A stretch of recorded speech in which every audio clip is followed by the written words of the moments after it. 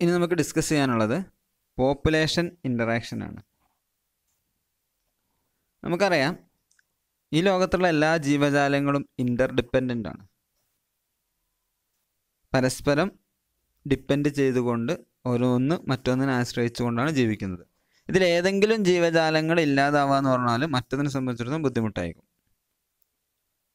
മനസ്സിലായല്ലോ? ഏതെങ്കിലും ഒരു ജീവികൾ ഇപ്പോൾ നമ്മുടെ ചുറ്റുഭാഗത്തുള്ള പല ജീവജാലങ്ങളുമായിട്ട് നമ്മൾ ഡിപ്പെൻഡ് ചെയ്തുകൊണ്ടാണ് ജീവിക്കുന്നത്. അതിലേതെങ്കിലുമൊക്കെ ജീവികൾ ഇല്ലാതായി കഴിഞ്ഞാൽ നമ്മളെ സംബന്ധിച്ചിടത്തോളം ഭയങ്കര ബുദ്ധിമുട്ടായിരിക്കും. ഉദാഹരണത്തിന് കാക്ക ഇല്ലാതായാൽ നമ്മളുടെ മാലിന്യങ്ങളുടെ അളവ് വല്ലാതെ കൂടും. നമ്മുടെ പരിസരത്തുള്ള മാലിന്യങ്ങളൊക്കെ കുറേയധികം ഭക്ഷിക്കുന്നത് കാക്കകളാണ്. അപ്പോൾ കാക്ക ഇല്ലാതാവുന്നതോടുകൂടെ നമുക്ക് മാലിന്യങ്ങളുടെ അളവ് കൂടും. തവള എണ്ണം കുറയുന്നതോടുകൂടെ കൊതുകിൻ്റെ അല്ലെങ്കിൽ അതേപോലുള്ള പ്രാണികളുടെ എണ്ണം വളരെ കൂടും. അത് നമുക്ക് ബുദ്ധിമുട്ടാവും. അപ്പോൾ എല്ലാം ഇൻ്റർഡിപ്പെൻഡൻ്റ് ആയിട്ടാണ് ഈ ഭൂമിയിൽ അല്ലെങ്കിൽ നമ്മുടെ എൻവയോൺമെൻറ്റിൽ നിലനിൽക്കുന്നത്. എന്താണ് പോപ്പുലേഷൻ എന്ന് പറഞ്ഞാൽ? Population is A group of similar individuals living in A particular geographical area. ഏതെങ്കിലും ഒരു ജിയോഗ്രഫിക്കൽ ഏരിയയിൽ ഏതെങ്കിലും ഒരു ഭൂപ്രദേശത്ത് ജീവിക്കുന്ന ഒരു പ്രത്യേക ജീവിയുടെ ഒരേപോലുള്ള അല്ലെങ്കിൽ ഒരു സ്പീഷീസിൽപ്പെട്ട ജീവികളുടെ എണ്ണത്തെയാണ് നമ്മൾ പോപ്പുലേഷൻ എന്ന് വിളിക്കുന്നത്. Group of similar individuals living in A particular area. ഒരു പ്രത്യേക ഏരിയയിൽ ജീവിക്കുന്ന ഒരു സിമിലർ ഇൻഡിവിജ്വൽസിൻ്റെ എണ്ണം, ഒരേപോലുള്ള ജീവജാലങ്ങളുടെ എണ്ണം, അതിനാണ് നമ്മൾ പോപ്പുലേഷൻ എന്ന് വിളിക്കുക. ഇപ്പോൾ ഒരു എക്കോസിസ്റ്റത്തിൽ ജീവിക്കുന്ന ഓരോ ജീവികൾക്കും അതിൻ്റെതായ പോപ്പുലേഷൻ ഉണ്ടാവും. ഏതെങ്കിലും ഒന്നിൻ്റെ എണ്ണം കൂടിയാൽ മറ്റതിൻ്റെ ജീവിതത്തെ ഇൻഫ്ലുവൻസ് ചെയ്യും. ഒന്നുകിൽ അത് ഉപകാരം അല്ലെങ്കിൽ ഉപദ്രവം, ഏതെങ്കിലും രീതിയിൽ അതിനെ ബാധിക്കും, മറ്റൊരു ജീവികളെ ബാധിക്കും. ഒരു ജീവിയുടെ എണ്ണം കൂടുന്നത് മറ്റൊരു ജീവികളെ ബാധിക്കും. ഉദാഹരണത്തിന് മനുഷ്യൻ്റെ എണ്ണം കൂടിക്കഴിഞ്ഞാൽ മറ്റു പല ജീവജാലങ്ങളെ അത് ബാധിക്കും. പണ്ടുള്ളത് പോലെയല്ല, നമ്മളുടെ എണ്ണം കൂടുന്നതിനനുസരിച്ച് നമ്മൾ വനങ്ങൾ നശിപ്പിക്കാൻ തുടങ്ങി, വന്യജീവികളെ ജീവിതത്തെ ബാധിച്ചു. നമ്മൾ കൂടുതൽ പക്ഷികളെ അല്ലെങ്കിൽ മൃഗങ്ങളെ കൊന്നു ഭക്ഷിക്കാൻ തുടങ്ങി, അത് അവയുടെ എണ്ണത്തെ ബാധിച്ചു. ഓരോ രീതിയിലും അതിനെ ഇൻഫ്ലുവൻസ് ചെയ്യും. അപ്പോൾ ചിലപ്പോൾ അത് ഉപകാരപ്രദമാവാം, ചിലത് ഉപദ്രവകരമായ രീതിയിലും ആവാം. അപ്പോൾ ഇങ്ങനെ പല രീതിയിൽ പോപ്പുലേഷൻസ് പല രീതിയിൽ ഇൻട്രാക്ട് ചെയ്യുന്നുണ്ട്. ഉപകാരപ്രദമായ രീതിയിലും ഉപദ്രവകരമായ രീതിയിലും. എന്നാൽ ഒരു ഉപകാരം ഉപദ്രവം ഇല്ലാത്ത രീതിയിലൊക്കെ പോപ്പുലേഷൻ പരസ്പരം ഇൻട്രാക്ട് ചെയ്യുന്നുണ്ട്. പ്രധാനമായിട്ട് 4 രീതിയിലുള്ള പോപ്പുലേഷൻ ഇൻട്രാക്ഷൻസ് ആണ് നമ്മുടെ ചുറ്റുഭാഗത്ത് സംഭവിക്കുന്നത്. നമുക്കത് ഓരോന്നോരോന്നായിട്ട് നോക്കാം. First, mutualism. Mutualism is an interaction between individuals belonging to 2 different species that benefits both members. 2 മെമ്പേഴ്സിനെയും ഒരേപോലെ ഉപകാരപ്പെടുന്ന ഒരു ഇൻറ്ററാക്ഷനാണ് മ്യൂച്വലിസം എന്ന് പറയുന്നത്. അപ്പോൾ ഇതിൻ്റെ ഒരു പ്രത്യേകത എന്ന് പറഞ്ഞാൽ ഇതിൽ ഏതെങ്കിലും ഒരു മെമ്പർ ഇല്ലാതായാലും മറ്റതിന് നിലനിൽപ്പില്ല എന്നുള്ളതാണ്. 2 ഒരേപോലെ ഉപകാരപ്പെടും, പക്ഷെ 2 ഒരേപോലെ നിർബന്ധവുമാണ് ഈ ബന്ധം. ഒരു ഉദാഹരണമാണ് ലൈക്കൻസ്. ലൈക്കൻസ് എന്ന് പറഞ്ഞാൽ ഒരു കംപ്ലീറ്റ് എൻറ്റിറ്റിയാണ്. ആ കംപ്ലീറ്റ് എൻറ്റിറ്റി ഉണ്ടാവുന്നത് 2 രീതിയിലുള്ള ജീവജാലങ്ങൾ ഇൻട്രാക്ട് ചെയ്യുമ്പോഴാണ്. ഒന്ന് ഒരു ഫംഗസും മറ്റൊന്നൊരു ആൽഗയും. നമ്മൾ കൽപ്പായൽ എന്നൊക്കെ വിളിക്കുന്ന ഈ സാധനം നിങ്ങളൊക്കെ കണ്ടിട്ടുണ്ടാവും. നമ്മൾ കുളത്തിലോ അല്ലെങ്കിൽ മരങ്ങളിലോ ഒക്കെ ആയിട്ട് ഇതേപോലുള്ളൊരു സാധനത്തെ നമ്മൾ കണ്ടിട്ടുണ്ടാവും. ഇത് 2 എൻറ്റിറ്റികളാണ്, 2 വ്യത്യസ്ത, ഒരു ആൽഗയും ഒരു ഫംഗസും കൂടെ ഒരുമിച്ച് ജീവിക്കുന്നതാണ് ഈ കാണുന്ന സാധനം. ഇത് ലൈക്കൻസ് ആണ് വിളിക്കുക, കൽപ്പായൽ എന്നൊക്കെ പറയും. നമ്മൾ പരിസരങ്ങളിലൊക്കെ നമ്മൾ കാണാറുള്ള സാധനങ്ങളാണിത്. നിങ്ങൾക്ക് കൂടുതൽ സെർച്ച് ചെയ്യുന്നതിൻ്റെ ഇമേജസൊക്കെ അവിടെ കൂടുതൽ നമുക്ക് കിട്ടും. അപ്പോൾ ഇത് ഒരു മ്യൂച്വലിസ് ആണ്. ഇതെങ്ങനെയാണ് മ്യൂച്വലിസ് ആവുന്നത്?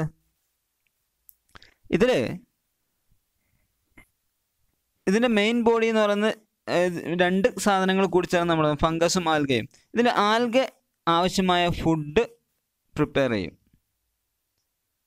ആൽഗ ഫംഗസിനും കൂടെ ആവശ്യമായ ഫുഡ് പ്രിപ്പയർ ചെയ്യും.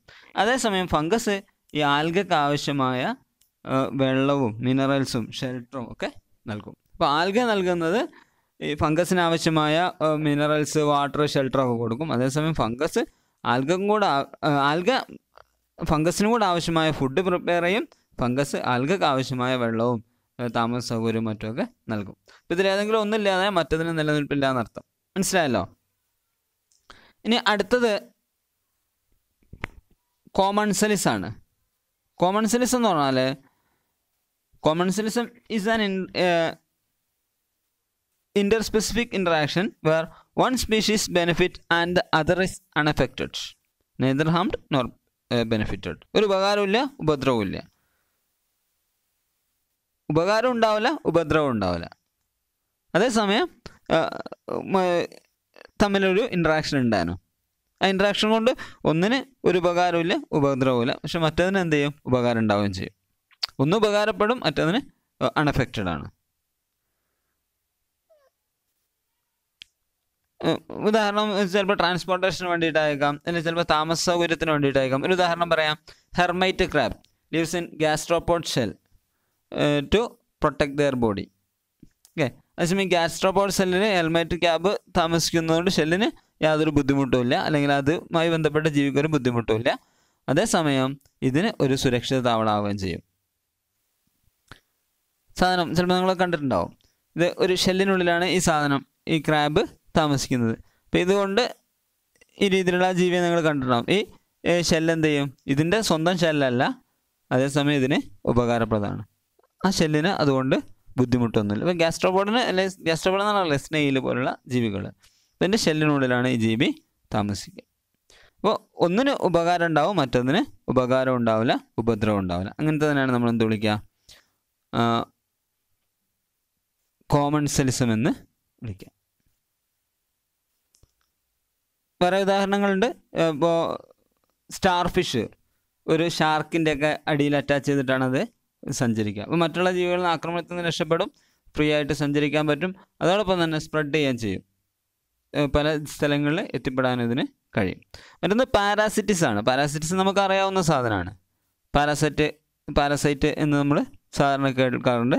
ടാപ്പ് വംസ്, മനുഷ്യനിലുള്ള പല ടാപ്പ് വംസ് പോലുള്ള സാധനങ്ങളൊക്കെ പാരസൈറ്റാണ്. നമ്മൾ പാരസൈറ്റ് തന്നെയാണ് പറയാറ് അല്ലേ? ഇത്തിക്കണ്ണി എന്നൊക്കെ നിങ്ങൾ കേട്ടിട്ടില്ലേ?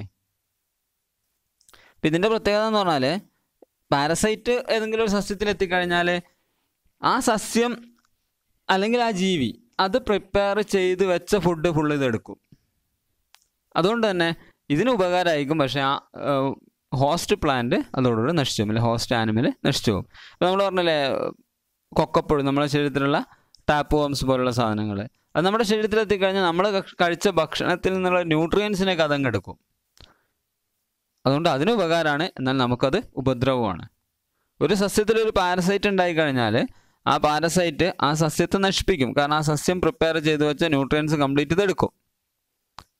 അതുകൊണ്ട് ആ സസ്യം പാരസൈറ്റ് വളരും, സസ്യം ഉണങ്ങിപ്പോവും. ഒരു മാവിലൊരു ഇത്തിക്കണ്ണ് ഉണ്ടായിക്കഴിഞ്ഞാൽ ഇത്തിക്കണ്ണ് വളരും, അതോടൊപ്പം ആ പ്ലാവ് അല്ലെങ്കിൽ ആ മാവ് നശിച്ചു പോവുകയും ചെയ്യും. അങ്ങനെയുള്ളതാണ് നമ്മൾ പാരാസിറ്റിസ് എന്ന് പറയുന്നത്. ഇതൊരു മറ്റൊരു രീതിയിലുള്ളൊരു ഇൻട്രാക്ഷനാണ്. ഇനി മറ്റൊരു ഇൻട്രാക്ഷനാണ് സിംബയോസിസ്. സിംബയോട്ടിക് റിലേഷൻഷിപ്പ് നിങ്ങൾ മുമ്പ് കേട്ടിട്ടുണ്ടാവും, നിങ്ങൾ പഠിച്ച സാധനമാണ്. A close interaction between 2 or more different organisms of different species living in A close physical association. 2, 3, 4 ജീവജാലങ്ങളൊക്കെ വളരെ ക്ലോസ് ആയിട്ട് ജീവിക്കുക, പരസ്പരം അവയുടെ ഉപകാരങ്ങൾ എടുക്കുക. നമ്മളൊക്കെ ഇതിൻ്റെ ഭാഗമാണ്, സിംബയോട്ടിക് റിലേഷൻഷിപ്പിൻ്റെ ഭാഗമാണ്. നമ്മൾ പലപ്പോഴും പല ജീവജാലം, ഇപ്പം ആടിനെ നമ്മൾ നന്നായിട്ട് സംരക്ഷിക്കും, അതിനാവശ്യമായ താമസ സൗകര്യങ്ങൾ കൊടുക്കും, ഭക്ഷണം കൊടുക്കും, മറ്റെല്ലാ സൗകര്യങ്ങളും കൊടുക്കും. പകരം നമ്മൾ അതിൻ്റെ പാലെടുക്കും, അതേപോലെ അതിൻ്റെ ഇറച്ചി, മറ്റ് സാധനങ്ങളൊക്കെ നമ്മൾ ഉപയോഗിക്കും. പല ജീവജാലങ്ങളും പരസ്പരം ഇങ്ങനെ ഇൻട്രാക്ട് ചെയ്താണ് ജീവിക്കുന്നത്. നമ്മൾ കുറേ അവയ്ക്ക് കൊടുക്കുന്നു, അവ കുറേ ഇങ്ങോട്ട് ചെയ്യുന്നു. സസ്യങ്ങളാണെങ്കിലും ജീവജാലങ്ങളൊക്കെ സിംബയോട്ടിക് റിലേഷൻഷിപ്പാണ് ഏറ്റവും കൂടുതലായിട്ട് നമ്മളെ പ്രകൃതിയിൽ നടക്കുന്നത്. ഇതൊരു ഉദാഹരണമാണ്, സിംബയോട്ടിക് റിലേഷൻഷിപ്പിന് ഒരു ഉദാഹരണമാണ്. ഈ പക്ഷി ഈ മുതലയുടെ വായിൽ ഇതിൻ്റെ പല്ലിനിടയിൽ കുടുങ്ങിയ ഭക്ഷണാവശിഷ്ടങ്ങൾ ഒക്കെ ഇതെടുത്തിട്ട് ക്ലീൻ ചെയ്ത് കൊടുക്കും. അതുകൊണ്ട് ഈ പക്ഷിയുടെ വിശപ്പ് മാറും, ഇതിനാവശ്യമായ ഭക്ഷണം കിട്ടും. അതോടൊപ്പം തന്നെ ഈ മുതലയ്ക്കും ആശ്വാസമായിരിക്കും. ഇത് മറ്റൊരു ഉദാഹരണമാണ്. നമ്മുടെ പരിസരങ്ങളൊക്കെ നമുക്ക് കാണാം. നമ്മളെ പശുവിൻ്റെ ഒക്കെ പുറത്ത് ചില പക്ഷികൾ വന്നു നിന്നിട്ട് ഇങ്ങനെ കൊത്തിയെടുക്കും. അതിൻ്റെ ശരീരത്തിലുള്ള പല ചെള്ളുകളും മറ്റ് ജീവികളൊക്കെ ഇതിന് ബുദ്ധിമുട്ടുണ്ടാകുന്ന പല ജീവജാലങ്ങളും നശിപ്പിച്ചു കൊടുക്കും. പകരം ഇതിന് ആവശ്യമായ ഭക്ഷണം കിട്ടും. ഇതിനെ എന്തെങ്കിലും ആക്രമിക്കില്ല, ബുദ്ധിമുട്ടിക്കൊന്നുമില്ല. മുതല ഒരിക്കലും ഈ പക്ഷിയെ പിടിച്ച് വിഴുങ്ങുന്നില്ല. വളരെ ധൈര്യത്തോടു കൂടെ മുതലയുടെ വായിൽ പോയിരുന്ന് പക്ഷി ഇങ്ങനെ ചെയ്യാനുള്ള കാരണം മുതല വായ അടയ്ക്കില്ല എന്നുള്ള ഉറപ്പാണ്. അതിന് പരസ്പരം ഒരു ഇൻറ്ററാക്ഷനുണ്ട്, പോപ്പുലേഷൻ ഇൻറ്ററാക്ഷൻ. മനസ്സിലായല്ലോ? മുതല വായ അടച്ചു തുടങ്ങിയാൽ പിന്നീട് പക്ഷി പണിക്ക് വരില്ല, അതുകൊണ്ട് മുതലൊക്കെ ബുദ്ധിമുട്ടാവും. അതുപോലെ തന്നെയാണ് നമ്മളെ പോത്തിന് പുറത്ത് പക്ഷികൾ വന്നിങ്ങനെ കൊത്തിപ്പറ്റുന്ന സമയത്ത് പോത്തിനൊരു പ്രശ്നമില്ല, അത് വളരെ കൂളായിട്ട് നിന്ന് കൊടുക്കുന്നുണ്ട്. അല്ലാത്തൊരവസ്ഥയിൽ ഈ പക്ഷി വരില്ല, അപ്പോൾ ഇതിന് ബുദ്ധിമുട്ടാവും. ഇതിനാണ് നമ്മൾ എന്ത് വിളിക്കുന്നത്? സിംബയോട്ടിക് റിലേഷൻഷിപ്പ് അല്ലെങ്കിൽ സിംബയോസിസ് എന്ന് വിളിക്കുന്നത്. ധാരാളം ഉദാഹരണങ്ങൾ സിംബയോസിന് നമ്മളെ ചുറ്റുപാട് നമുക്ക് കാണാൻ വേണ്ടി കഴിയും. പോളൻ, നമ്മളെ പൂക്കളിലുള്ള പരാഗണം നടക്കുന്നത് സിംബയോട്ടിക് റിലേഷൻഷിപ്പാണ്, സിംബയോസിസ് ആണ്. പൂമ്പാറ്റകളൊക്കെ വന്നിരുന്ന് തേൻ കുടിക്കും, അതോടൊപ്പം അത് പരാഗണത്തിന് സഹായിക്കുകയും ചെയ്യും. അപ്പോൾ ഈ 4 രീതിയിലാണ് പ്രധാനമായിട്ട് പോപ്പുലേഷൻ ഇൻ്ററാക്ഷൻസ് നമ്മുടെ പരിസരങ്ങളിൽ, നമ്മുടെ ചുറ്റുഭാഗങ്ങളിൽ ഉള്ളത്. ഇത് 4ഉം ആവശ്യമാണ്. പല രീതിയിൽ ഇത് ബെനഫിഷ്യലാണ്, അതേപോലെ തന്നെ ചിലതൊക്കെ ഹാംഫുള്ളുമാണ്. ഇനി നമുക്ക് ഡിസ്കസ് ചെയ്യാനുള്ളത് പോപ്പുലേഷൻ ഗ്രോത്ത് ആണ്. Population is an aggregate of individuals belonging to the same species. ഒരു സ്പീഷീസിൽപ്പെട്ട ജീവജാലങ്ങളുടെ എണ്ണം, അതിന് നമ്മൾ പോപ്പുലേഷൻ എന്ന് വിളിക്കാം. ഈ പോപ്പുലേഷൻ ചിലപ്പോൾ ഇൻക്രീസ് ചെയ്യാം, ചിലപ്പോൾ ഡിക്രീസ് ചെയ്യാം. ഇതൊക്കെ പല രീതിയിലാണ്. പോപ്പുലേഷൻ ഒരേപോലെ ഇൻക്രീസ് ചെയ്തു പോകില്ല, ഒരേപോലെ ഡിക്രീസ് ചെയ്തു പോകില്ല, ഒരിക്കലും ഒരു നിശ്ചിത ഒരേ അളവിൽ നിൽക്കില്ല. അങ്ങനെ പല കാര്യങ്ങളും നമുക്ക് ഡിസ്കസ് ചെയ്യാനുണ്ട്. എങ്ങനെയൊക്കെ ഇത് നമ്മളെ എഫക്റ്റ് ചെയ്യും? ഇപ്പോൾ നമ്മൾ പറഞ്ഞു, ഒരു പോപ്പുലേഷൻ എന്ന് പറഞ്ഞാൽ ഒരു പ്രത്യേക ഗ്രൂപ്പിൽപ്പെട്ട ഇൻഡിവിജ്വൽസിൻ്റെ എണ്ണമാണ്. ഈ ഇൻഡിവിജ്വൽസിൻ്റെ എണ്ണം എങ്ങനെ കൂടാം, അതേപോലെ എങ്ങനെ കുറയാം, ഇതിൻ്റെ എണ്ണത്തെ ബാധിക്കുന്ന മറ്റ് ഘടകങ്ങൾ, ഇതൊക്കെയാണ് നമ്മൾ ഡിസ്കസ് ചെയ്യാൻ പോകുന്നത്. Population growth. പോപ്പുലേഷൻ ഗ്രോത്ത് എന്ന് പറഞ്ഞാൽ ഓരോ ജോഗ്രഫിക്കൽ ഏരിയയിലും ഓരോ ജീവികളുടെയും എണ്ണം ലിമിറ്റഡ് ആണ്. അതിൽ കൂടിക്കഴിഞ്ഞാൽ ആ ജീവികൾക്ക് അവിടെ ജീവിക്കാൻ കഴിയില്ല. അപ്പോൾ ആ ജീവികളുടെ എണ്ണം ആ ലിമിറ്റിൽ എക്സീഡ് ചെയ്യുമ്പോഴാണ് നമ്മൾ ബുദ്ധിമുട്ടാവുക. അതിനാണ് നമ്മൾ പോപ്പുലേഷൻ ഗ്രോത്ത് എന്ന് വിളിക്കുക. ഒരു ഗ്രോത്ത് റേറ്റ്, 2 കാര്യങ്ങളാണ് ഒരു പോപ്പുലേഷൻ ഗ്രോത്ത് കൺട്രോൾ ചെയ്യുന്നത്. ഒന്ന് ബർത്ത് റേറ്റും മറ്റൊന്ന് ഡെത്ത് റേറ്റും. മോർട്ടാലിറ്റി അല്ലെങ്കിൽ നെറ്റാലിറ്റി എന്ന് പറയുന്നത് നമ്മൾ ഡിഫൈൻ ചെയ്യുന്നത്, it's defined as the number of live birth per 1000s per unit time. ഒരു 1000 യൂണിറ്റ് ടൈമിൽ 1000 ഇത്ര, ആ രീതിയിലാണ് നമ്മൾ ബർത്ത് റേറ്റ് പറയുന്നത്. അതുപോലെ തന്നെ നമ്മൾ ഡെത്ത് റേറ്റും പറയുന്നത്, മരണനിരക്കും ജനനനിരക്കും. ഇത് രണ്ടും ഇൻ്റർ റിലേറ്റഡ് ആയിട്ടാണ് വരിക. അപ്പോൾ ഇത് രണ്ടും എന്ത് ചെയ്യും? പോപ്പുലേഷൻ ഗ്രോത്തിനെ ബാധിക്കും.